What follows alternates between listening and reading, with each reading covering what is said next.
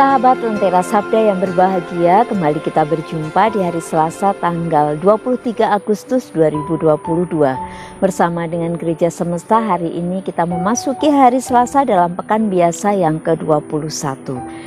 Kita masih bersama-sama diajak untuk merenungkan Injil Matius.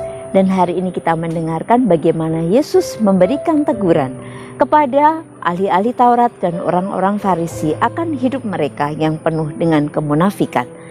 Mereka melakukan sesuatu hal yang baik hanya ingin dilihat orang, hanya ingin diakui orang, hanya ingin dihormati. Mereka melupakan hal-hal yang lebih penting, yaitu sikap hidup yang penuh dengan kasih. Mereka lupa memperhatikan sesama di sekitar mereka yang membutuhkan. Bahkan kehidupannya, kehormatannya seringkali justru menjatuhkan sesama di sekitar mereka. Yesus memberikan teguran keras. Hal yang satu harus dilakukan, tetapi yang lain jangan diabaikan. Rupa paras wajah yang cantik juga dimiliki oleh Santa Rosa de Lima yang hari ini kita juga memperingati sebagai peringatan fakultatif. Seorang gadis dari Peru yang hidupnya berkecukupan karena dari keluarga yang berada. Paras cantiknya membuat dia diberi nama Rosa oleh kedua orang tuanya. Namun ketika keluarganya jatuh dalam kebangkrutan, mereka harus hidup dalam penderitaan. Mereka harus bekerja keras, bahkan melakukan pekerjaan-pekerjaan yang kasar untuk sekedar memenuhi kebutuhan hidup keluarga mereka. Dalam perjalanan waktu itu, keluarganya berpikir untuk menjodohkan Santa Rosa dengan pria pilihan orang tuanya. 10 tahun Santa Rosa bergulat, berjuang, bahkan membuat wajahnya begitu buruk rupa supaya tidak menjadi menarik lagi. Bagi dia, kebaikan-kebaikan, ketulusan hati itu lebih penting daripada paras wajahnya yang cantik.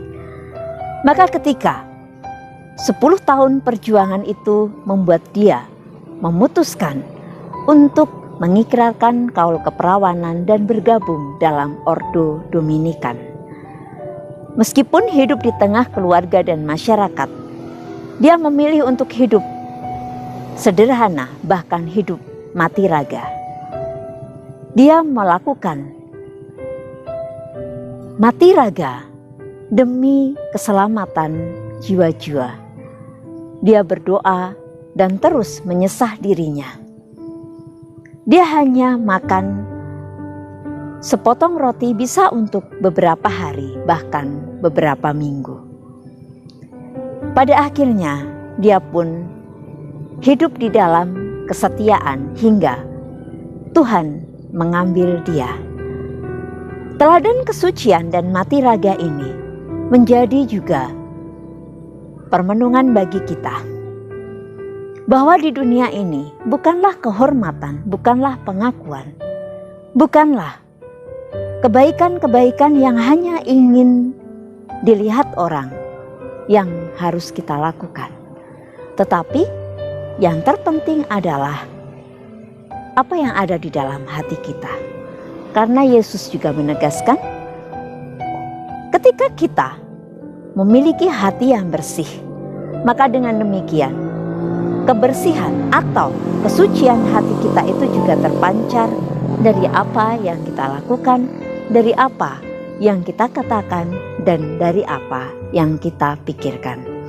Semoga sekalipun kita begitu sibuknya memberikan diri kita di tengah masyarakat dan juga bahkan di dalam gereja, janganlah lupa untuk memberikan diri dengan ketulusan hati.